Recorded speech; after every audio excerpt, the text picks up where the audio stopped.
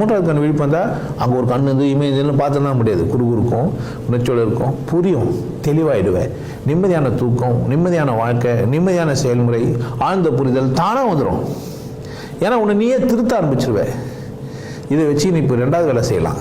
மூன்றாவது கண் விழிப்பு வந்தவொடனே திமிரு வரும், திமிரே வரும், ஆணவம் வரும், நான் என்ற அகந்த வரும், இவங்களை விட நான் அறிவாளி என்ற ஒரு உச்சக்கட்ட தெம்பு உனக்கு வந்துடும். அப்போ முட்டாள்தனமாக வளர ஆரம்பிச்சிருவேன். கண்ணு தானாக முடிக்கும், கண்ணு தானாக முடிக்கும். சமாதி சாதிக்க மாட்டேன், முடியாது சமாதி சாதிக்க. அதுக்கு பேர் திரிசங்கு சொர்க்கம்.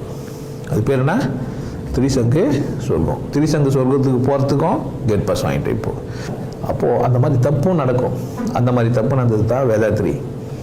அந்த மாதிரி தப்பு நடந்தது தான் வேதாத்திரி. மூன்றாவது கண் திறந்தவொடனே திமிரில் ஆடுறது. அந்த மாதிரி மூன்றாவது கண் திறந்தவொடனே பேசுறது தான் நித்தியானந்தம். இந்த மூன்றாவது கண் திறந்தவொடனே பேசுறது தான் இந்த ஞானி கோணின்னு சொன்னால் திஞ்சினுலாம் போதுமானது இல்லை. அதுக்கப்புறமா ரொம்ப பொறுப்பாக இருக்கணும்.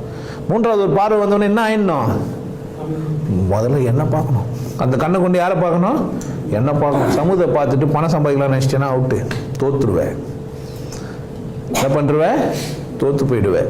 எங்கே வேணாலும் தோல்வி வர்றதுக்கு வாய்ப்பு இருக்குதுன்றதை கவனமாக வச்சுக்கோ. மூன்றாவது கண் விழிப்பு வந்தவொடனே என்ன ஆகிட முடியாது?